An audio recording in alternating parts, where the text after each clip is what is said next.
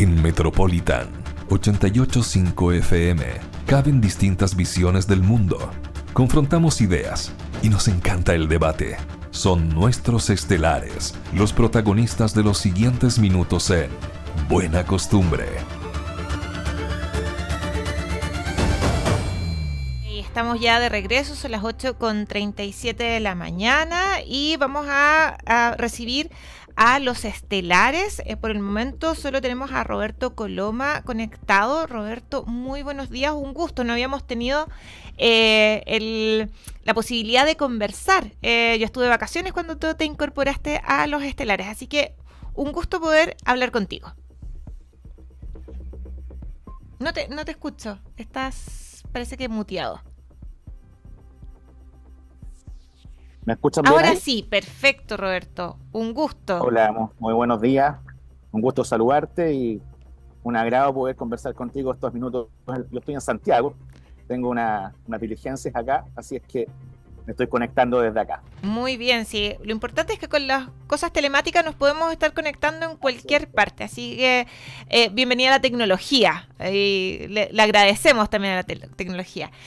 Roberto, bueno, una de las cosas que se ha tomado la agenda y obviamente la prensa tiene que ver con todo lo que ha ocurrido con estos nuevos imputados en el caso que se conoce como el caso Lencería, todo lo que apunta al contexto de lo que hemos visto ya hace prácticamente un año con lo que ha pasado específicamente con Camila Polisi y con otros personas de nuestra región que están imputadas, no solamente en nuestra región, sino que también a nivel nacional.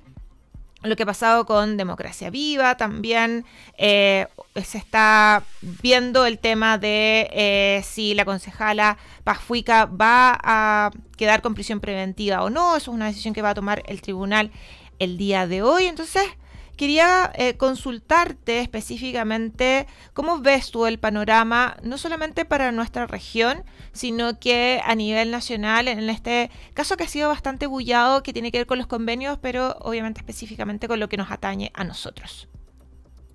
Bueno, la verdad es que es muy preocupante la situación.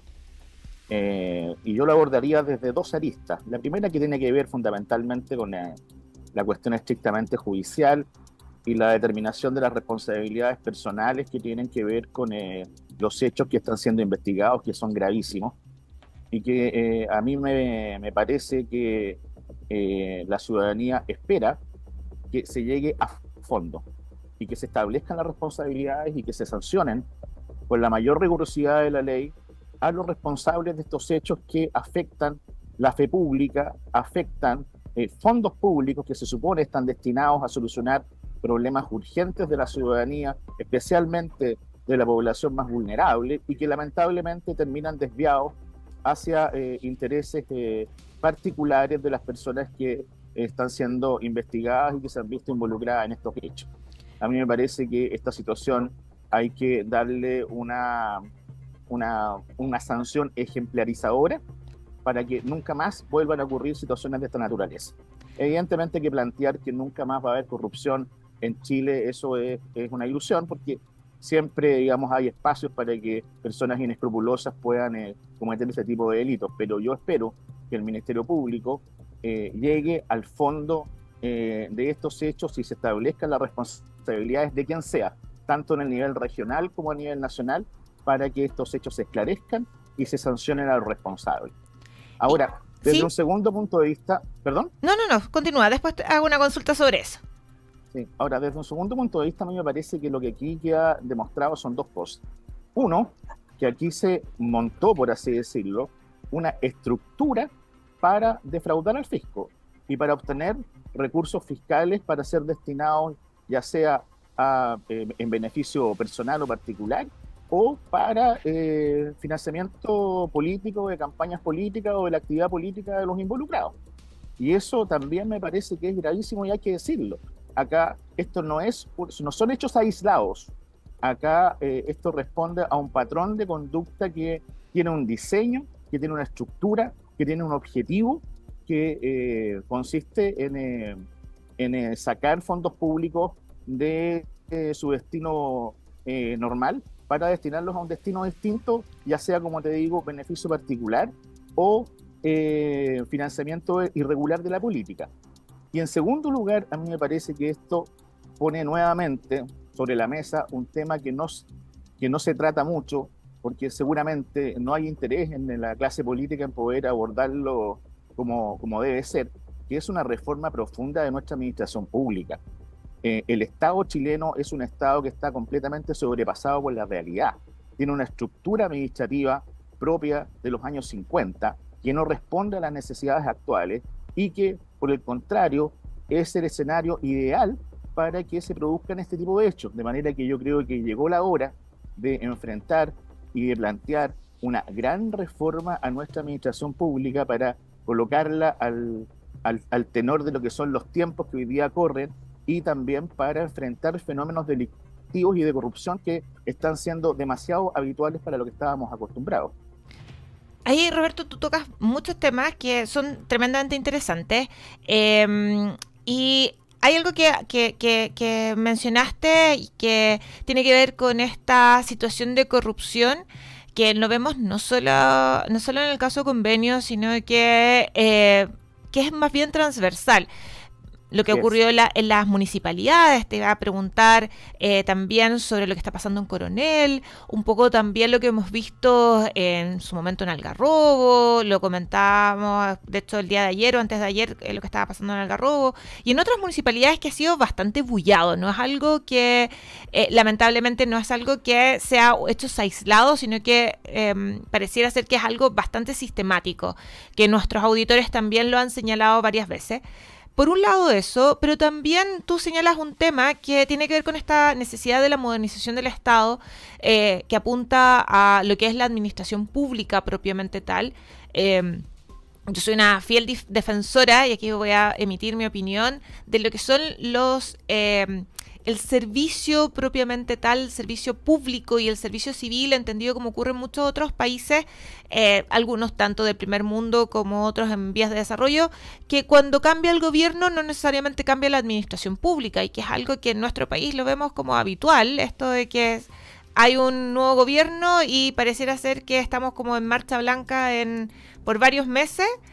Sin embargo, el caso, por ejemplo, belga, que estuvo, no recuerdo cuánto, pero fue más de un año sin gobierno propiamente tal, y el Estado seguía funcionando. Entonces, tomando esos dos elementos, por un lado, otros casos de corrupción que se han dado en nuestro país, no solo en el caso convenios, no solamente lo que hemos visto con las fundaciones, sino que también involucrando a las municipalidades. ¿Hacia dónde debería de ir o cómo deberíamos de mirar esta modernización del Estado de la cual estamos al debe? Bueno, el asunto es, por cierto, muy complejo, pero yo creo que tiene que haber una idea matriz, una idea central, que tiene que ir por la línea de concebir un aparato estatal eficiente y eficaz. Y cuando digo eficiente y eficaz, también quiero decir del tamaño, de la envergadura que el país requiere. Yo no tengo ninguna duda, y de hecho he estudiado el tema, que hoy día Chile tiene un Estado en general completamente sobredimensionado, comenzando por instituciones tan importantes como el propio Congreso Nacional. Tenemos una Cámara de Diputados y un Senado que, en cuanto a la cantidad de parlamentarios, por ejemplo, que no guarda ninguna proporción con la población del país. Uh-huh. Y eso se replica en la mayoría de los servicios públicos que hoy día existen en Chile, la cantidad de ministerios, la cantidad de servicios públicos, todos los gobiernos, incluyendo en los que yo he participado anteriormente, porque este es un problema transversal. Parece ser que entienden que la solución de los problemas de la ciudadanía pasa por la creación de más ministerios o de más subsecretarías o servicios al interior de los ministerios que ya existen, cuando el camino es exactamente el contrario: optimizar el Estado, hacerlo más eficiente, evitar que se produzcan nichos potenciales de corrupción, como son una serie de estructuras. Y aquí, por ejemplo, el gobierno regional, en la forma que está hoy día estructurado y con las funciones que hoy día tienen asignadas por ley, la verdad es que no es otra cosa que un nicho potencial de corrupción. Y los hechos que hoy día estamos conociendo a diario no hacen sino darme la razón en lo que yo estoy planteando. cargos que no tienen ninguna justificación en la práctica, en lo concreto, y que simplemente se utilizan como trampolines políticos, como estructuras políticas para que determinadas personas puedan desarrollar alguna actividad remunerada, en fin, para mantener activos equipos políticos territoriales y un largo etcétera, pero que no tienen ninguna justificación en lo que tiene que ver con el cumplimiento de la función estatal, propiamente tal, y lo que tiene que ver fundamentalmente con satisfacer las necesidades de la ciudadanía. Entonces a mí me parece que es fundamental que de una buena vez por todas la clase política, los actores políticos coloquen sobre la mesa, pero de verdad, el tema de la modernización del Estado y también el tema de mejorar los controles de la actividad estatal. ¿Usted ha escuchado alguna vez algún político, algún presidente de la República, incluso lo voy a decir así derechamente, que plantee el fortalecimiento de las funciones y de las capacidades operativas de la Contraloría? Bueno, ahí vamos. ¿Alguna vez hemos escuchado? Ahí es un tema interesante, Roberto. Le vamos a preguntar a Aldo Mardones, que se acaba de unir a nosotros, que llegó atrasado. Es como, lo voy a retar como si fuera mi alumno. No, mentira. Discúlpenle. No, tranquilo, Aldo. Estamos acá conversando día viernes, así que el día viernes es más relajado. Les comento, no sé si le dije a Roberto, María José se tuvo que retirar porque tenía un compromiso ineludible, así que estoy solita y ustedes me están acompañando en esta última parte del programa. Aldo, no sé si alcanzaste a escuchar algo de lo que señalaba Roberto. Estábamos hablando temas de caso de lencería, un poco de lo que ha ocurrido con Coronel, tema de los escándalos lamentables de corrupción que hemos visto en diferentes situaciones, diferentes instituciones del Estado, ya sean municipalidades de distintos colores políticos. No hay que pensar que esto solo tiene que ver con el color político que es del gobierno, sino que también lo hemos visto en otras instituciones. Así que, Aldo, ¿qué es lo que podrías comentarnos? Bueno, mira, golpea un poco todo lo que está pasando en algunos municipios, también en algunos gobiernos regionales. Claramente quienes trabajamos en el sector público, yo lo conversaba con colegas del gobierno regional de carrera, se desprestigian los espacios de trabajo. Yo creo que primero los servicios públicos cumplen un rol importante en poder desarrollar las ciudades, las regiones o las comunas, y creo que eso siempre se tiene que colocar en valor porque se habla de la corrupción como que fuese lo general en el sector público. Yo creo que es la excepción. Y respecto a esta excepción, hay que ir duramente en materia legislativa sancionando a las personas. Yo escuchaba a Roberto y comparto con él lo que es la modernización del Estado. Es también necesario profesionalizar los distintos servicios públicos. Hace poco tiempo una ley nos permitió profesionalizar los municipios. Y nosotros hicimos un cambio en la estructura orgánica del municipio que tenía data anterior del año 1988. O sea, 30 años se mantuvo con una orgánica bastante extemporánea que no respondía a las necesidades de la ciudad. Yo creo que por ahí pasa también por mejorar los estándares. Pero los actos de corrupción no solamente tienen que ver con los funcionarios públicos, también tiene que ver con un sector privado que también tiene que ser sancionado, porque finalmente es el sector privado, son las empresas, los grandes consorcios de repente que resultan beneficiados con los actos de corrupción que cometen algunos funcionarios públicos. Por lo tanto, aparte de la modernización del Estado, yo creo que también debe quizás revisarse lo que es el ámbito legislativo penal vinculado a la responsabilidad y quizás endurecer las penas respecto a aquellos privados y particulares que hacen no solo tráfico de influencia en algunos servicios públicos. Porque estamos hablando aquí en algunos casos simplemente de traspasos de plata, de recursos económicos. Pero hay otras definiciones que impactan a la ciudadanía y que son de mayor envergadura y que muchas veces no las vemos nosotros. Por lo tanto, aparte de la modernización del Estado, donde yo comparto con Roberto la necesidad de mejorar las condiciones de los profesionales que ahí se desarrollan, velar con un fuerte poder de control, como lo decía Roberto, en materia de Contraloría, para poder mejorar los sistemas de regularización del servicio público, pero también pasa porque los privados también sean sancionados, quizás con mayor rigurosidad, con mayor penalidad, aquellos actos de corrupción donde efectivamente se ve afectado los fondos públicos. Porque no solamente se traduce en corrupción por el sector público, sino también muchas veces hay un privado que se beneficia de esto. Entonces por ahí pasa una mezcla de normativas que habla de modernización del Estado, revisar la legislación penal, prohibición de ejercer quizás cargos públicos cuando ya hayan actos de corrupción de manera definitiva o permanente o perpetua, para evitar que este tipo de conductas se vayan realizando, se vayan cometiendo ahí. Y por otro lado, siempre he dicho, la responsabilidad también de quienes somos electores. Finalmente hay que ser muy responsables de quienes elegimos para representarnos en cargos de elección popular, ver también la trayectoria y el currículum de aquellas personas que están en el sector público, porque también como electores tenemos la responsabilidad de elegir buenos representantes. No hay que olvidar que una de las personas que intervino en el caso de Lencería fue candidata a alcaldesa, donde nos sacó una mala votación, después fue candidata a diputada, donde también obtuvo una votación, y ahí hay una responsabilidad también del electorado, a quienes estamos recogiendo como oferta política. Sí, ahí Aldo, tú tocas un tema que es fundamental y que tiene que ver con la responsabilidad ciudadana. Y que también Roberto tocaba tangencialmente en su momento cuando estábamos conversando al inicio, que apunta a nuestro deber de nosotros como ciudadanos. Pareciera ser, y un poco de lo que ocurre con las democracias, y aquí me voy a volver media profe, así que menos mal que ojalá que nadie me rete, pero pasa mucho cuando tenemos democracias que son solamente una lógica representativa, donde elegimos cada 4 años o cada cierto tiempo, elegimos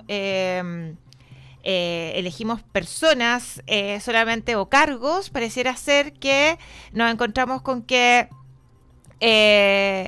no nos preocupamos de hacer el control, la parte de la accountability, de lo posterior, de darnos cuenta de decir, oye, ¿cómo votó mi parlamentario? ¿Cómo votó el miembro de mi consejo que yo elegí del consejo regional?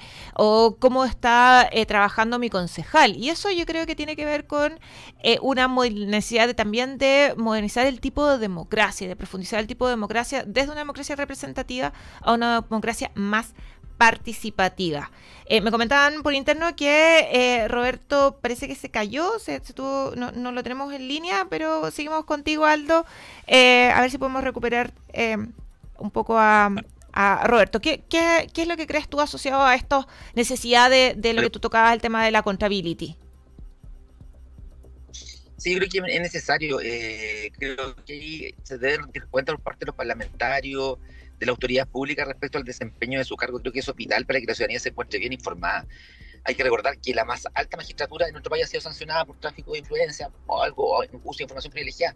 Por lo tanto, el estándar también electoral y ciudadano debe ser quizá un poco más alto. Yo creo que en eso se debe fortalecer, justamente como tú lo planteas, una democracia quizás más participativa, donde nuestros representantes den cuenta de su gestión, donde se les pide un estándar. Yo, cuando fui candidato a diputado del año 2020, yo proponía también que los parlamentarios tuviesen jornadas de trabajo como lo tenemos en el común de los mortales. Entonces, que se les sancione por su falta a aquellos que no van a trabajar, que en el sector privado son despedidos.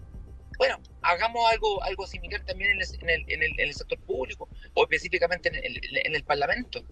Me decía que era algo medio popular, pero yo creo que hay una línea de base donde tenemos que nosotros exigir un buen comportamiento de los parlamentarios.